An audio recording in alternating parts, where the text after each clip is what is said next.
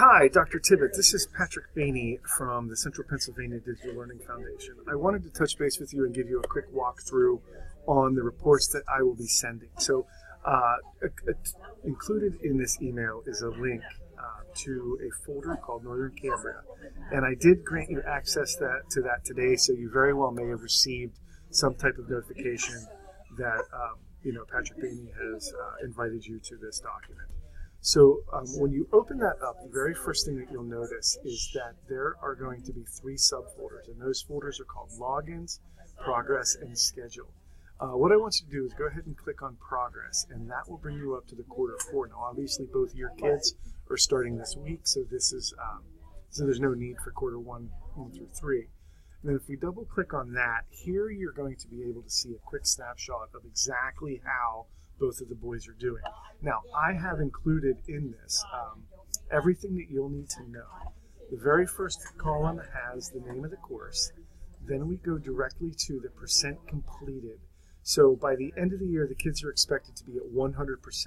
Now, depending on how many assignments are assigned, depends on what each percentage each assignment's worth. So if there's 100 assignments, then obviously each assignment's worth 1%.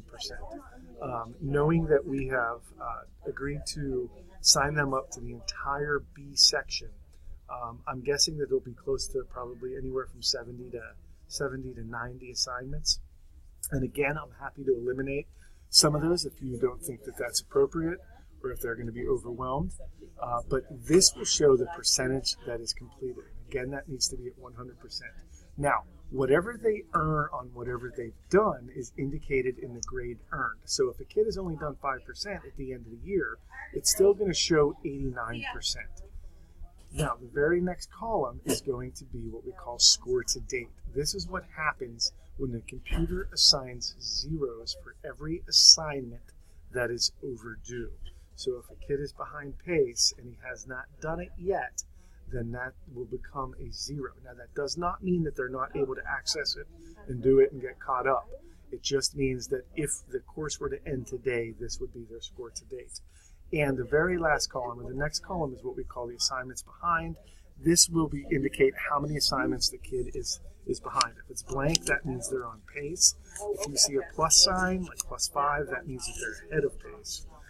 Anytime that a kid gets more than 5 kind of throws us a red flag, and we start watching them and we reach out to them and kind of see what we can do to get them caught back up.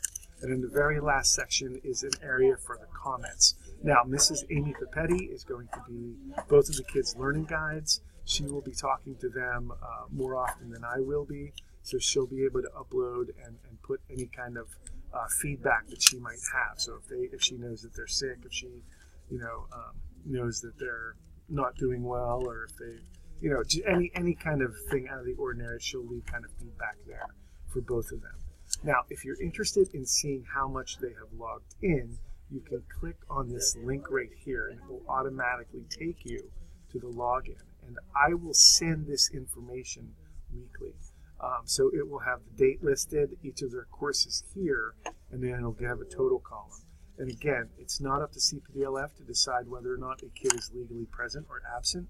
We do ask that the home sending school district do that. But this will give you some indicator as to how much they're logging in on the days that they're logging in, and it even shows what time they're logging in. Unfortunately, we do have some elementary kids that tend to log in, around midnight or 1 a.m., which is crazy to me, but who am I to say? So each of the dates will be listed here, and whether or not and how much they've logged in.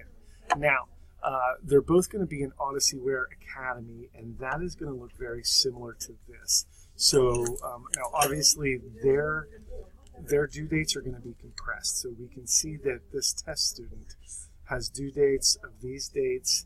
It shows how many times they've attempted. Now, both of your boys are going to have 5 attempts at any lesson, and they're only going to have 1 attempt at tests, 1 attempt at quizzes, and then projects tend to get bounced back and forth. So if a kid has a lower grade on a project, they are able to redo that for a higher score. So we can see exactly how many attempts and the grade that they have and the date that they completed it. So And again, anything that's not up to date automatically becomes a 0. And if I kind of scroll down, and I don't mean to go through this so quickly, we can see that, this student is right on pace and they're doing whatever they need to do, so they're not behind at all. And the computer automatically generates the due dates that things are due. So I don't have any way of overriding that or changing those due dates or customizing them for the kids, but it basically gives an indicator by how many assignments they have to do and how many valid days are left, and then it basically does basic division and assigns those dates. So, as we progress and as we move along, if you have any questions, please don't hesitate to reach out to me. So, all right, thank you very much.